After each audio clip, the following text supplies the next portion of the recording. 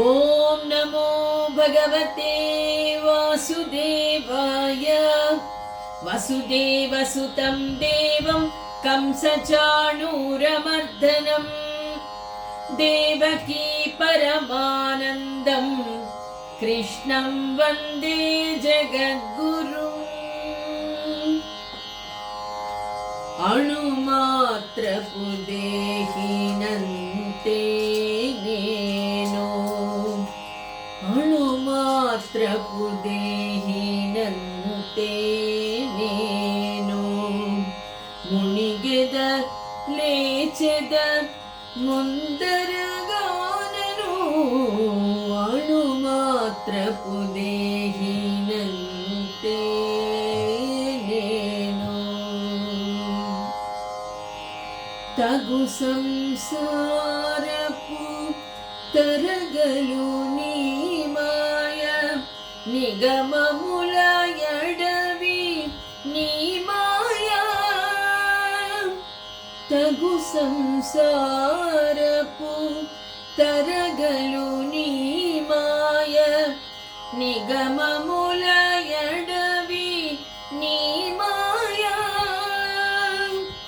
పగలు నిద్రలు పుచ్చే భవములు నీ మాయ, పగలు నిద్రలు పుచ్చే భవములు నీ మాయ. గగనపు నీ మాయ గడవగ వశమా, గగనపు నీ మాయ గడవగ వశమా. అణుమాత్రపు దేహినంతే నేను. మునిగెద లేచెద ముందరగానను, అణుమాత్రపు దేహినంతే నేను. అణుమాత్రపు దేహి అంతే నేను.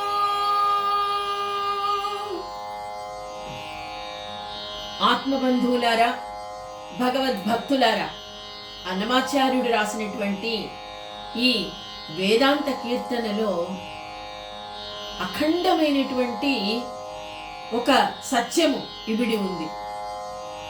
అణుమాత్రము దేహినంతే నేను, మునిగెదా లేచెదా అంటే ఈ బాహ్య ప్రపంచంలో, ఈ లౌకిక ప్రపంచంలో, ఈ సంసారంలో మునిగి తేలుతూ ఇంతే ఉన్నాను. కానీ ఆత్మ ఎంత ఉంటుంది? అణు మాత్రమే ఉంటుంది. కానీ ఈ దేహంలో ఉన్నప్పుడు తానే అన్ని అనుకుంటూ ఉంటుంది. మునిగెద లేచెదా ముందరగానను అంటే మోక్షాన్ని సంపాదించుకోలేకపోతున్నాను నేను. తగు సంసారపు తరగలు నీ మాయ అంటే ఈ సంసారంలో తరగలు, అలలు, ఒక్కొక్కసారి కష్టాలు వస్తూ ఉంటాయి, ఒక్కొక్కసారి సుఖాలు. ఇవన్నీ కూడా నీ మాయ స్వామి. నిగమముల అడవి నీ మాయ.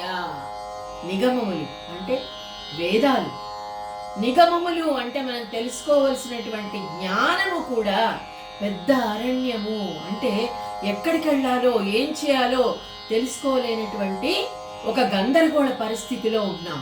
ఇది కూడా నీ మాయే. పగలు నిద్రలు పుచ్చే భవములు నీ మాయ అంటే ఒక్కొక్కసారి ఇది సత్యమని మనకు తెలుస్తూ ఉంటుంది, అది పగలు. రాత్రి అంటే మనం చెప్పుకున్నాం కదా తమోగుణం. ఆ తమోగుణం, ఆ రాత్రి ఒక్కొక్కసారి ఏం చేయాలో అర్థం కాక తమోగుణంలో పాపాలు చేస్తూనే పోతాం. అది కూడా నీమాయే అంటూ ఉన్నాడు. గగనపు నీమాయ గడవగ వశమా అంటే స్వామి నీ మాయ ఆకాశమంతా, నేనెంత అణువంత నాకెలా తెలుస్తుంది స్వామి అని చక్కటి అర్థంతో రాసినటువంటి అన్నమయ కీర్తనతో గుణత్రయ విభాగ యోగంలోకి అడుగు పెడుతూ ఉన్నాం. ఓం శ్రీకృష్ణ పరబ్రహ్మణే నమః. శ్రీమద్భగవద్గీత చతుర్దశోధ్యాయః గుణత్రయ విభాగ యోగః. శ్రీ భగవాన్ వాచ కర్మణః సుకృతస్యాహుః సాత్వికం నిర్మలం ఫలం రజసస్థు ఫలం దుఃఖం అజ్ఞానం తమసః ఫలం. మనం చెప్పుకున్నాం కదా, సత్వగుణంతో ఎలాంటి లక్షణాలు వస్తాయి మనిషికి, అలాగే రజోగుణంతో ఎటువంటి లక్షణాలు, తమో గుణంతో ఎటువంటి లక్షణాలు, ఆ లక్షణాలతో ఇంద్రియాల మీద ఎటువంటి గురి ఉంటుంది సాత్విక గుణానికి, అలాగే రజోగుణము ఏ విధంగా ఇంద్రియాల మీద తన యొక్క శక్తిని కోల్పోతుంది, అదుపులో ఉంచుకోలేకపోతుంది. తమో గుణంతో హింసా ప్రవృత్తి ఏ విధంగా ఉంటుంది అనేది మనం తెలుసుకున్నాం కదా. ఇప్పుడు కర్మణః సుకృతస్యాహుః సాత్వికం నిర్మలం ఫలం. వేదాల్లో చెప్పబడింది కర్మణః సుకృతస్యాహుః అంటే పూర్వజన్మలో చేసుకున్న మంచి కర్మల వల్ల మంచి ఫలితాలు, అంటే సాత్విక గుణము సత్వగుణంతో కూడినటువంటి కార్యాలు ప్రతి మనిషి చేస్తాడు. అందుకే మనం అంటూ ఉంటాం కొంతమందిని, మీరు పూర్వజన్మలో ఎంతో పుణ్యం చేసుకున్నారు, మీకు ఇటువంటి మంచి భర్త లభించాడు, ఇటువంటి మంచి పిల్లలు మీకు కలిగారు, పుణ్య కార్యాలు మీరు చేస్తూ ఉన్నారు అంటే పూర్వజన్మలో మీరు చేసుకున్న పుణ్యమే అని అంటూ ఉంటాం కదా. అదే అర్థం ఇక్కడ. కర్మణః సుకృతస్యాహుః అంటే సుకృతం అంటే మన చేత చేయబడినటువంటి సాత్వికమైనటువంటి కర్మల వలన మనకు ఎత్తినప్పుడు, ఈ జన్మ ఎత్తినప్పుడు మంచి పుణ్య ఫలమే లభిస్తుంది. రజసస్తు ఫలం దుఃఖం అజ్ఞానం తమసః ఫలం. అంతేకాదు సుకృతమైనటువంటి కర్మల వల్ల సుఖం అనేది లభిస్తుంది. అంటే ఒక పుణ్యకార్యం చేయాలన్నా దానికి సుకృతం కావాలి, ఒక దాన ధర్మం చేయాలన్నా దానికి సుకృతం కావాలి, పూర్వజన్మలో పుణ్యం చేసుకొని ఉండాలి. అదేవిధంగా ఒక సేవా కార్యక్రమంలో పాల్గొనాలన్నా, ఇతరులకు మేలు చెయ్యాలన్నా మనము పూర్వజన్మ సుకృతం చేసుకొని ఉండాలి. దానివల్ల ఏం లభిస్తుంది? దాన్నే మనం ఇంగ్లీష్లో సెల్ఫ్ సాటిస్ఫాక్షన్ అంటాం. అది సుఖము, ఆత్మ సుఖం లభిస్తుంది. అంతేకాకుండా ఇక జ్ఞానం కూడా లభిస్తుంది. ఆ విధంగా మనము మంచి పుణ్య కార్యాలలో పాల్గొంటున్నప్పుడు ఆ భగవంతుడు మనకు జ్ఞానాన్ని సత్వగుణంతో పాటు ప్రసాదిస్తాడు. అయితే రజసస్తు ఫలం దుఃఖం, రజోగుణంలో మనం చేస్తున్న కార్యాలు చాలా మంచివే అనుకుంటారట అందరూ. అంటే యజ్ఞాలు చేస్తూ ఉంటారు, యాగాలు చేస్తూ ఉంటారు, చెరువులు తవ్విస్తారు, బావులు తవ్విస్తారు, మనం చెప్పుకున్నాం కదా. అంటే ఇవన్నీ కూడా ఏదో ఫలితాన్ని ఆశించే చేస్తూ ఉంటారు. నాకు ఇది మంచి జరగాలి స్వామి, నీకు ఈ పూజ చేస్తూ ఉన్నాను, నాకు నా ఇంట్లో మంచి కార్యం జరగాలి, మంచి సంపద కలగాలి, నేను ఎప్పుడు సంతోషంగా ఉండాలి, నా వారు సంతోషంగా ఉండాలి అంటే సర్వే జన సుఖినో భవంతు అని కోరుకోరు వారు. ఎప్పుడు కూడా ఒక స్వార్థంతో కూడినటువంటి కర్మ చేస్తూ ఉంటారు. కానీ ఎప్పుడు నేను చాలా బాగున్నాను, నలుగురికి కూడా చెప్పుకుంటూ ఉంటారు, నేను ఈ పనులు చేశాను, నేను చాలా బాగున్నాను, చాలా సంతోషంగా ఉన్నాను అని అహంకారంతో కూడినటువంటి స్వార్థంతో కూడినటువంటి కర్మలు చేస్తూ ఉంటారు. భోగాలను అనుభవించడమే జీవితంగా భావిస్తారు. అలా ఎలా ఉంటుందంటే అది ఇంద్రాయణ ఫలము. ఒక వేప పండు తీసుకోండి, ఆ వేప పండు చూడడానికి చాలా ఎర్రగా అందంగా ఉంటుంది, కానీ ఆ పండు తిన్నప్పుడు లోపల చేదు తగులుతుంది. అంటే పైకి చూడడానికి చాలా ఈ కర్మలు చాలా సుఖాన్ని ఇచ్చేవిగా కనిపిస్తాయి, భోగాలను ఇస్తున్నాయి కాబట్టి మంచి కర్మలు అని వారు భావిస్తారు రజోగుణ సంపన్నులు. కానీ దాని యొక్క ఫలము మాత్రము చేదుగానే ఉంటుంది. ఇంద్రుడు ఒకసారి లలితా సహస్రనామము చాలా గొప్పగా ఆడంబరంగా నిర్వర్తించాడు. దేవతలందరినీ పిలిచి చాలా గొప్పగా అందరూ చెప్పుకోవాలి అని ఆశించాడు. చాలా ఖర్చు పెట్టాడు. కానీ అందరూ బాగుందని చెప్పారు, కానీ ఆ అమ్మవారు లలితాదేవి చెప్పలేదట. ఎంతకీ చెప్పలేదేమిటి అమ్మవారు అనుకున్నాడు. నన్ను పిలవలేదేమిటి, నా పూజ గురించి చెప్పలేదేమిటి అనుకున్నాడట. ఒకరోజు తానే వెళ్ళి అమ్మవారిని అడిగాడు, అమ్మా, నేను చాలా గొప్పగా చేశాను కదా లలితా సహస్రనామ పూజ, నీవు ఎందుకు నన్ను మెచ్చుకోలేదు, ఏం బాగలేదా అని అడిగాడు. అయితే అమ్మవారు ఏమంది, నా ఒళ్ళంతా కూడా మండిపోతోంది, మంటలు అంది. అదేమిటి తల్లి అన్నాడట. అంటే నీవు నీ ఆడంబరం కోసం, నీ గొప్ప కోసం నిన్నందరూ మెచ్చుకోవాలని చేశావు తప్ప నీలో భక్తి భావము లేదు, ఆత్మ సమర్పణ లేదు. అలాంటప్పుడు ఈ పూజ ఫలించదు, నాకు చాలా బాధగా ఉంది అని చెప్పిందట ఆ తల్లి. కాబట్టి ఈ రజోగుణ సంపన్నులు ఎలా ఉంటారు అంటే వారి పూజ ఫలించాలి, వారికే మేలు జరగాలి, వారిని అందరూ మెచ్చుకోవాలి, ఆడంబరం కోసం చేస్తారు, భోగాలు అనుభవించడం కోసం చేస్తారు. కాబట్టి ఎప్పుడు కూడా దుఃఖాలతోనే ఉంటుంది అని చెప్తున్నాడు. అలాగే తమః ఫలం దుఃఖం అజ్ఞానం అంటే ఆ తమస్సుతో కూడినటువంటి, తమోగుణంతో కూడినటువంటి కార్యాలు ఎప్పుడు కూడా ఎదుటి వారిని బాధ పెట్టే విధంగానే ఉంటాయి. హింస, తను అనుకున్నది జరగడానికి ఎంతైనా చేయడానికి సిద్ధపడతాడు. దానివల్ల ఏమవుతుంది, తమస ఫలం ఏ విధంగా ఉంటుంది, రాజస కార్యాల వల్ల ఫలాలు పైకి బాగా కనపడతాయి, కానీ ఫలితం శూన్యం. అదేవిధంగా విషపు చెట్టు, ఒక విషపు చెట్టు ఉంది, ఆ విషపు జిల్లేడు ఆకులు, జిల్లేడు ఆకులతో మనం పూజ చేస్తాం, కానీ ఆ జిల్లేడు పళ్ళు ఉంటాయి, అవి కాయలు, జిల్లేడు కాయలు, వాటిలో విషం ఉంటుంది. ఆ విషంతో కూడుకున్నటువంటి ఆ ఫలాల్లాగా ఉంటాయట తమోగుణంతో కూడుకున్నటువంటి కార్యాలు. ఎందుకంటే ఎప్పుడూ ఎదుటి మనిషిని నొప్పించే విధంగానే ఉంటాయి. మన మాటల వల్ల, మన చేతల వల్ల ఇతర మనుషులు, అంటే మనుషులే కాదు అన్ని జీవులు కూడా తృప్తి పడాలి, ఆనందపడాలి, అంతే తప్ప బాధపడకూడదు అని తమోగుణం వల్ల లభించేటువంటి ఫలం.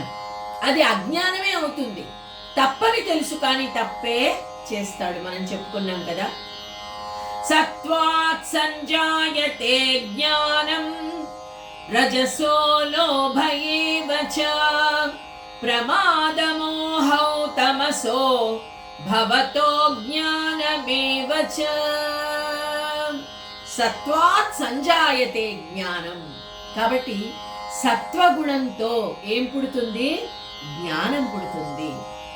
రజస్సు వల్ల లోభం పుడుతుంది. అలాగే ప్రమాదము, మోహము, ఇవన్నీ తమో గుణం వల్ల పుడతాయి. అది ఎలా చెప్పుకుందాం. పగటికి కారకుడు సూర్యుడు ఏ విధంగా అవుతాడో జ్ఞానానికి కారణము సత్వగుణం. అందుకే వెలుగుతో పోలుస్తాము సత్వగుణాన్ని. చీకటి పోయిన తరువాత వచ్చేది వెలుగు, అదే సత్వగుణము. అయితే సత్వగుణంతో నిజమైనటువంటి సత్యమేదో తెలుసుకోగలుగుతాము. ఎప్పుడు శాంతంగా, శాంత స్వరూపముతో, శాంతము లేక సౌఖ్యము లేదు తామస దళ నయనా అని త్యాగరాజ కృతి ఉంది. అంటే ఆ సుఖాన్ని కావాలని అనుకునేవాళ్ళు సారసదళనయన. సారసదళనయన అంటే స్వచ్ఛమైనటువంటి తామర రేకులు కల కన్నులు కలవాడా అని ఆ స్వామిని పోలుస్తున్నాం. ఎందుకు తామర పువ్వుతో పోలుస్తాం? తామర పువ్వు ఎప్పుడు కూడా దాని మీద నీటి బిందువు అంటుకోదు. మనం భగవద్గీత చెప్పుకున్నంతసేపు కూడా తామర పువ్వు మీద నీటి బొట్టులాగా మనం ఉన్నట్లయితే చాలా సంతోషంగా ఉంటాము. అదే ఇక్కడ సత్వగుణంతో నిజమైనటువంటి జ్ఞానాన్ని సంపాదించుకోవచ్చు. అలాగే రజసో లోభయేవచ, ఎలా ఉంటాడంటే ఆ రజోగుణం ఉన్నటువంటి వాడు ఆత్మస్వరూపాన్ని మర్చిపోతాడు. అంటే ఈ శరీరమే నేను, ఆత్మను కూడా నేను, నిజమైన ఆత్మస్వరూపుణ్ణి అని తెలుసుకున్నప్పుడు చాలా శాంతంగా ఉంటాడు మనిషి. కానీ ఈ శరీరము నాది, ఈ చుట్టూ ఉన్నవారు నావారు, ఇది నా సంపద అని అజ్ఞానంలో కొట్టుమిట్టాడుతూ ఉంటాడు. ఆత్మస్వరూపాన్ని మరిచిపోతాడు. ద్వైతము, కాసేపు అంటే మంచి పనులు చేసినప్పుడు, మంచి కార్యాలు చేసినప్పుడు నిజమే నేను ఈ శరీరాన్ని కాదు, ఇదంతా మిథ్యే అనుకుంటాడు. మనం అందరం అనుకుంటుంటాం కదా, మంచి ప్రవచనం విన్నప్పుడు కాసేపు అనిపిస్తుంది ఇదంతా తప్పు కదా, మనం చేసే పనులన్నీ తప్పు కదా, మనం ఇలా ఉండాలి కదా అని అనుకుంటాం. కానీ అడుగు పెట్టి బయటికి రాగానే మళ్ళీ అజ్ఞానంలో పడిపోతాం. అయ్యో మనం ఈ కార్యం తలపెట్టాం కదా, ఇది కాలేదే, దీనికోసం ఏం చెయ్యాలి, ఏ విధంగా కష్టపడాలి అని మళ్ళీ ఆలోచిస్తూ ఉంటాం. అంటే నువ్వు కాసేపు ఆత్మస్వరూపంగా ఉన్నావు, కాసేపు శారీరకంగా నువ్వు నేను అనేటువంటి భావంలో ఉన్నావు. అదే ఆత్మస్వరూపాన్ని మరిచిపోవడం. అంటే మోహము, వీళ్ళంతా నా వాళ్లే, అజ్ఞానము, తెలుసుకోవడము మళ్ళీ అజ్ఞానంలో పడిపోవడం. దానివల్ల ఏమవుతుంది? ప్రమాదం. మోహము, దానికి ఉదాహరణంగా ఒకటి చెప్పుకోవచ్చు మనం. ఒక దొంగ పెద్ద ప్రదేశానికి వెళ్ళాడు, ఒక ఎగ్జిబిషన్కి వెళ్ళాడు, వజ్రాల ఎగ్జిబిషన్. ఒక వజ్రం చూశాడు. ఆ వజ్రాన్ని చూసిన తర్వాత ఆశ కలగొచ్చు, కానీ మోహం కలిగింది, ఎలా అయినా సరే దాన్ని సంపాదించాలి అని.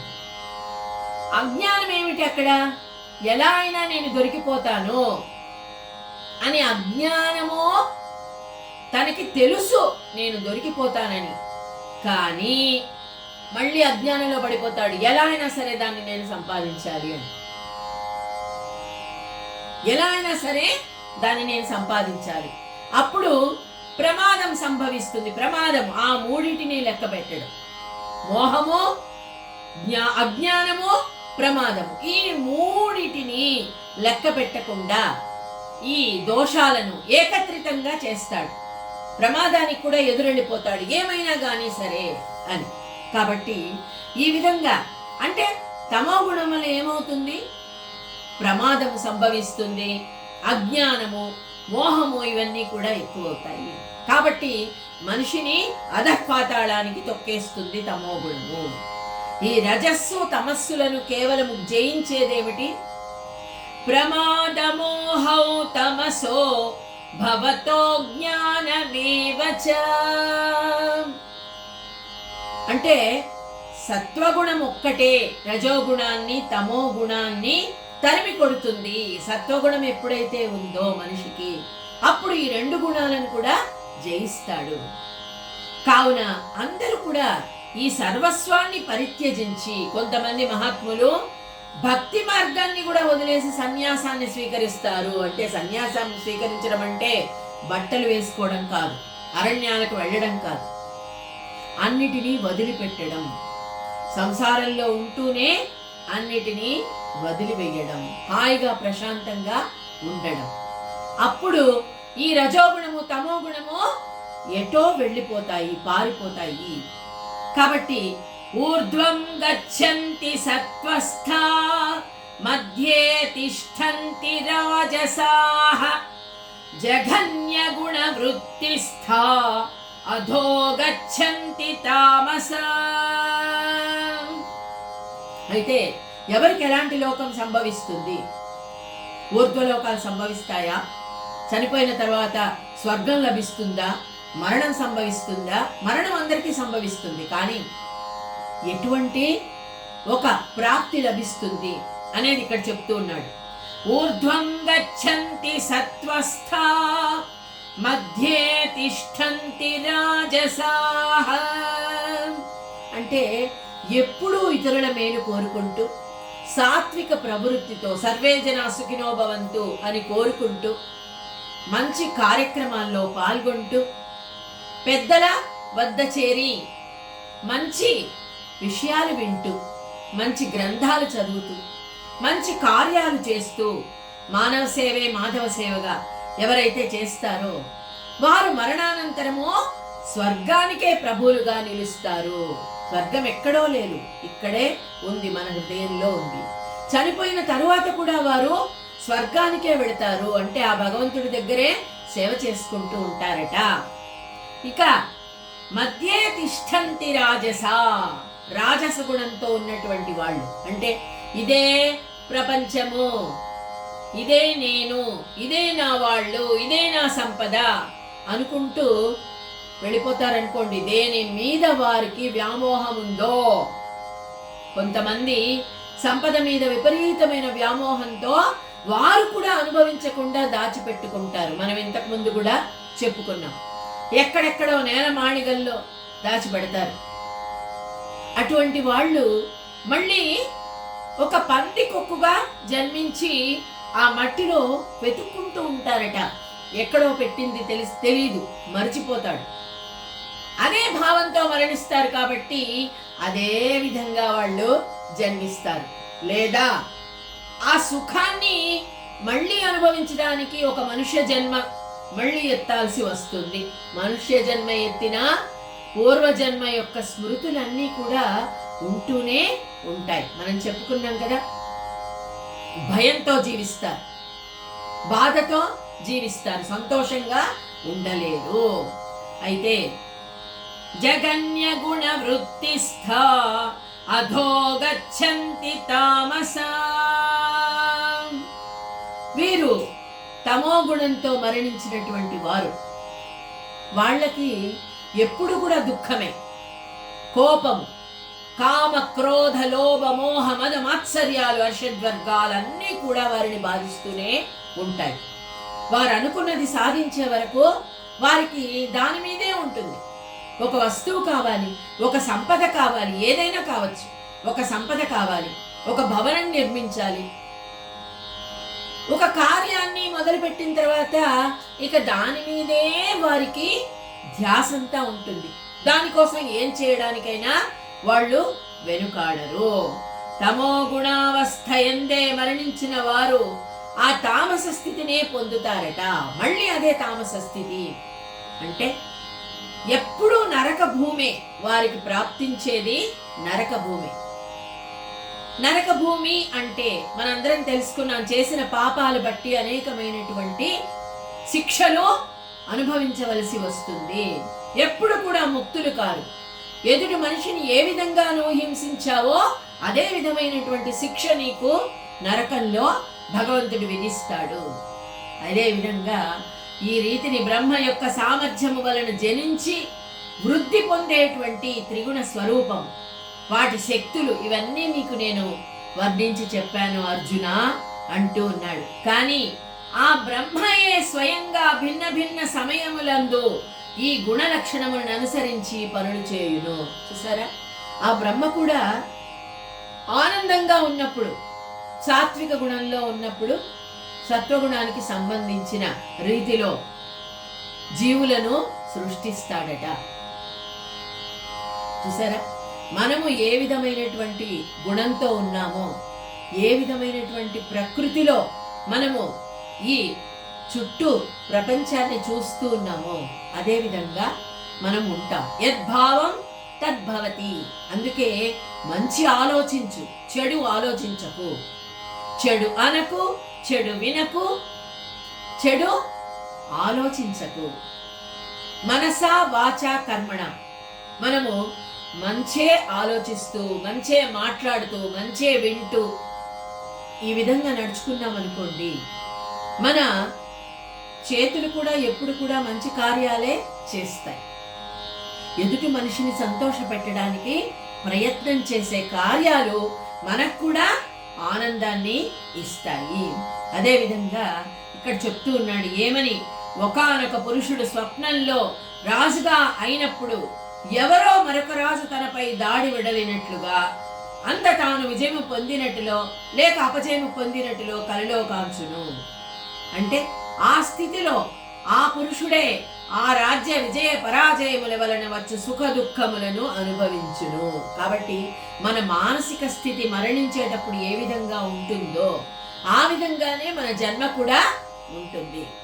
మన గుణాల బట్టే, మనం నడుచుకోవడం బట్టే, మన కార్యాల బట్టే మన జన్మ కూడా ఆధారపడి ఉంటుంది. కాబట్టి ఉత్తమ, మధ్యమ, అధమమ అనేటువంటి త్రివిధ వృత్తి భేదములో కేవలము కాన్పించినవి మాత్రమే అవి ఉన్నవి. ఉత్తమ గుణాలు అంటారు, మధ్యమ గుణాలు అంటారు, అధమ గుణాలు అంటారు. అలాగే ఉత్తమ కార్యాలు అంటారు, మధ్యమ కార్యాలు అంటారు, అధమ కార్యాలు. మన గుణాల బట్టే మనం కూడా నడుచుకుంటాం. కాబట్టి ఆ బ్రహ్మ ఈ భేద దృష్టులకు పూర్తిగా భిన్నంగా ఉన్నాడా, శుద్ధుడుగా ఉన్నాడా? ఉన్నాడు. కానీ మనమే ఒక జన్మ ఎత్తినటువంటి జీవే ఆ విధంగా ఉండలేకపోతున్నాడు. ఎందుకు? ఈ త్రివిధాలైనటువంటి ప్రకృతుల చేత, గుణాల చేత ఈ విధంగా నడుచుకుంటూ ఉన్నాడు. కాబట్టి మనము సత్వగుణాన్ని మనము అలవర్చుకోవాలి. సత్వగుణాన్ని పెంపొందించేటువంటి కార్యక్రమాలు చేస్తూ నలుగురికి అవి ఏ విధంగా ఉపయోగపడతాయో చూసుకుంటూ మనల్ని మనము తీర్చిదిద్దుకోవాలి. అందుకు తగినటువంటి శక్తిని ఆ భగవంతుడు మనకి ఇవ్వాలని కోరుకుందాం. ఓం శ్రీకృష్ణ పరబ్రహ్మణే నమః.